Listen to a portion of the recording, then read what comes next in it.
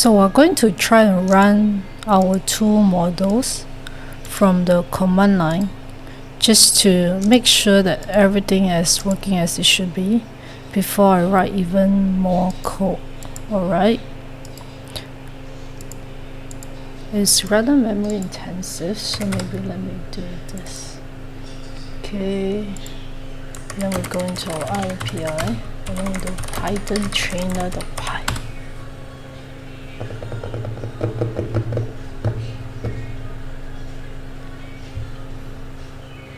Now we just wait for it to finish running.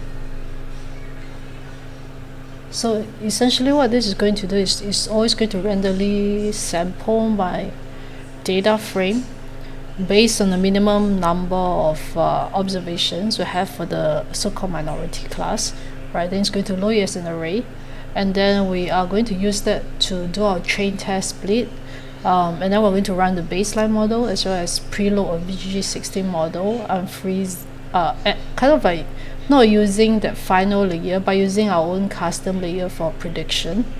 I've also written code such that we'll be saving the classification report as well as the confusion matrices, as well as saving the model itself so they can easily retrieve this information.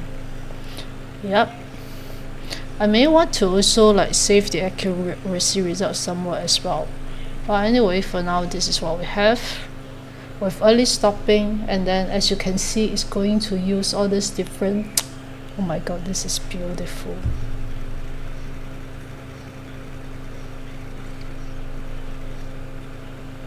So the dream is always to write the code in a way so that after all these things are done, the data scientist can just go on a holiday, right? Because the model can update and correct itself. But of course, I mean, in reality, you usually would monitor this model somehow, somewhat, just to watch out for any domain shift. And also because usually the distribution of our data is very different between so-called laboratory settings in this case, and also the real world, right? Things can change. So we still have to keep our thumb on what's going on with our models.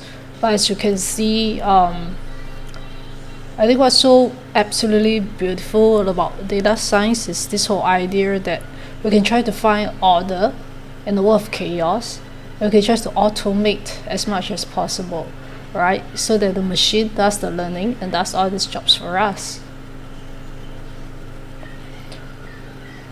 So once this is done, I'm going to go into the folders and make sure that the right files are in there.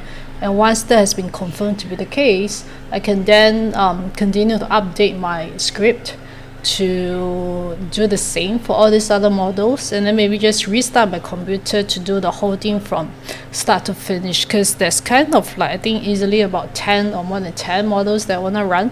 I kept running this issue I kept running into that issue with running out of memory previously, because the virtual machine, this virtual instance of Ubuntu takes up so much memory. So hopefully yep, and we are done. Now let's go into the folder where all these things is supposed to be saved.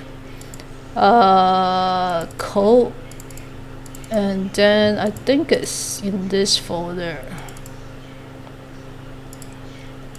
And there it is.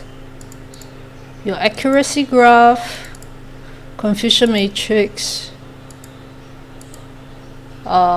I guess the only thing now is kind of like I'm not really sure which is the mean value and which is the median value, but generally the mean value seems to be higher than the median value, right? So this is our mean, confusion matrix for the mean, and then our classification report is here as well.